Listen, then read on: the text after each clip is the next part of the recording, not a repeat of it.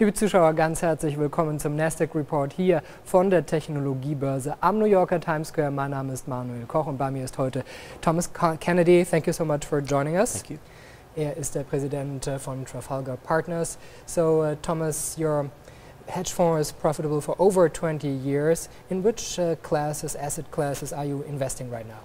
Well, Trafalgar Partners and the model itself is based upon a mathematical model that says what it is you trade in or invest in is not nearly as important as the direction of travel and the probability that that direction is going to be profitable.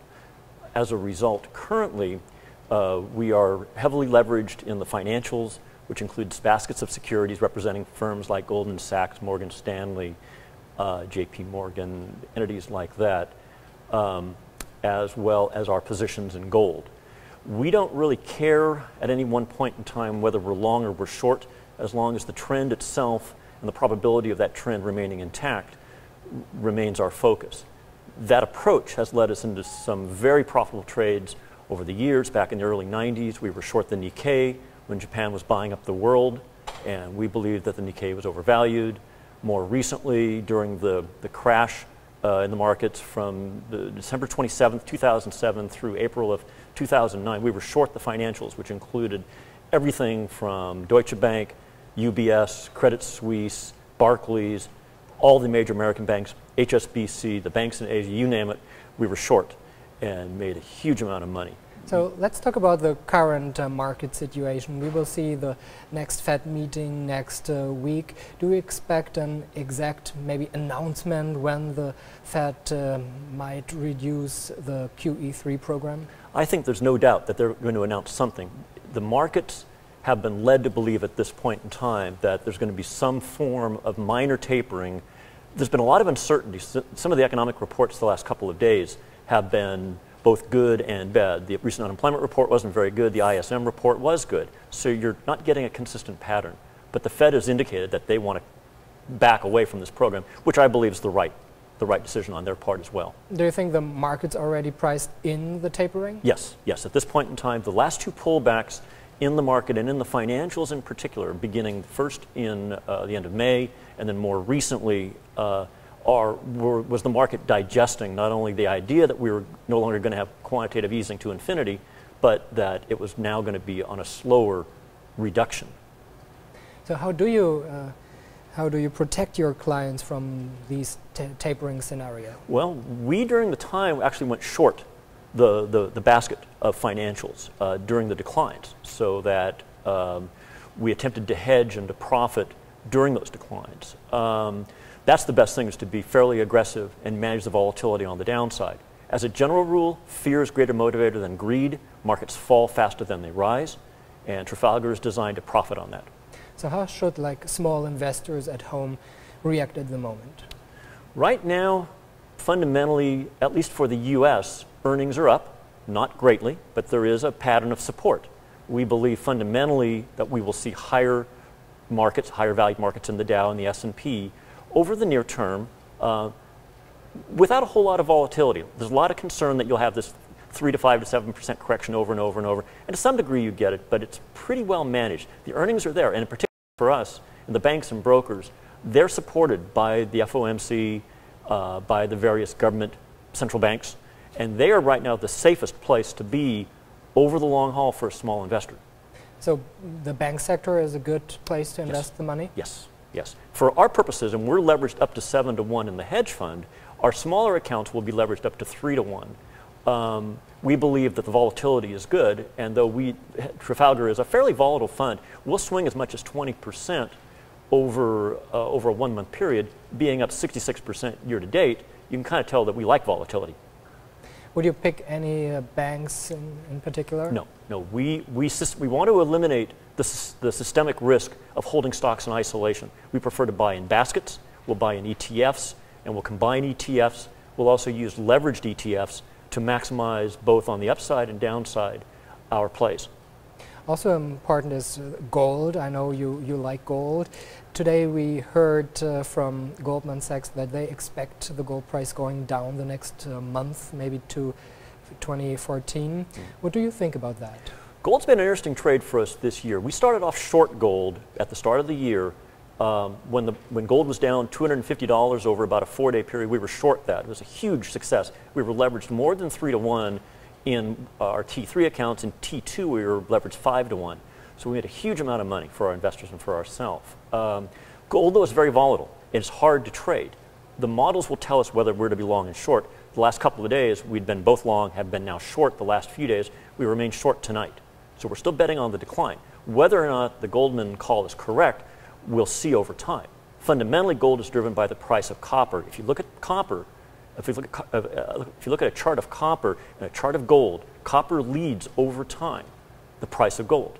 And what happens is you'll have the fear trade is a short-term trade, like this trade with Syria over the last few days. We were whipsawed. The fund was whipsawed when we saw the president come out and say that Syria was not going to be attacked immediately. This was 10 days or so ago.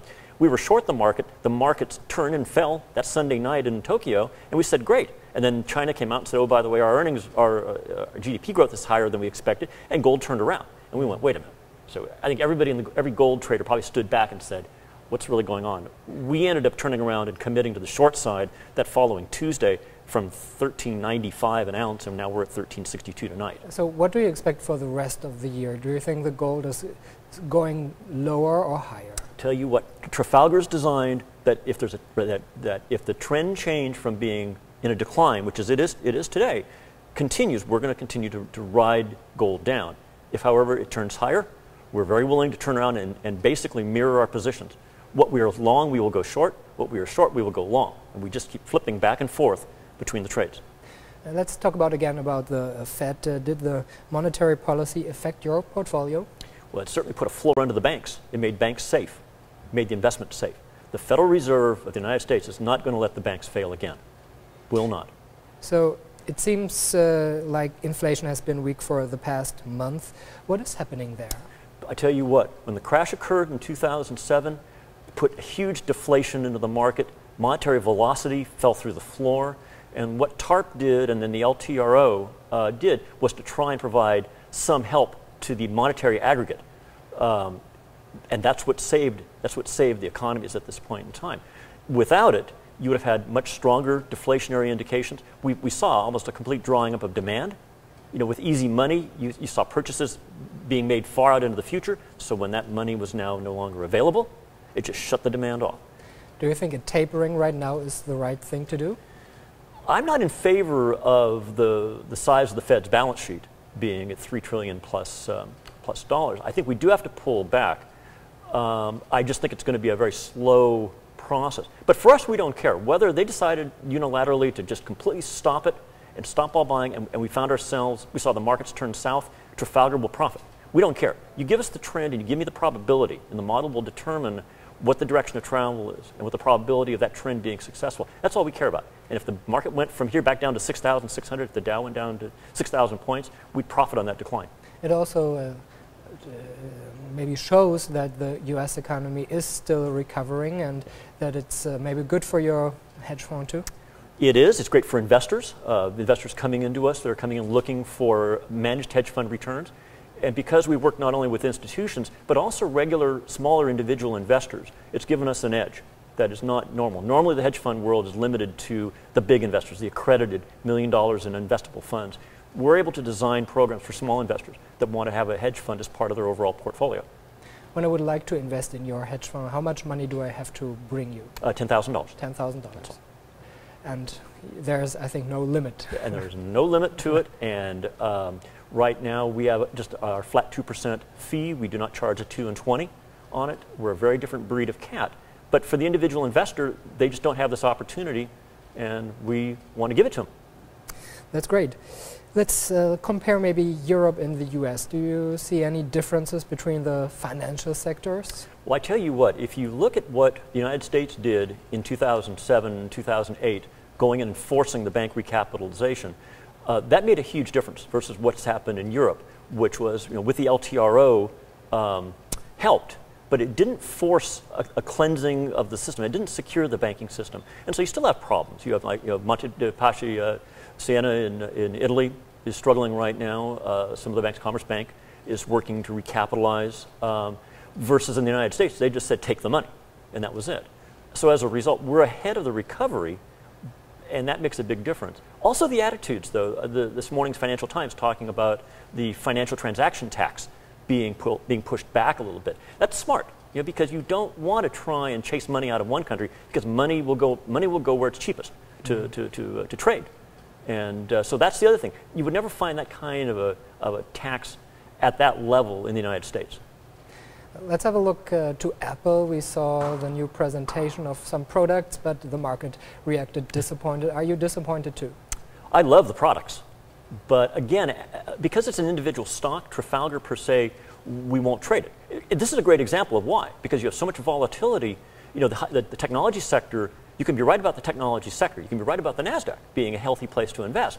But do you want to be invested solely in Apple today? Only if you're short.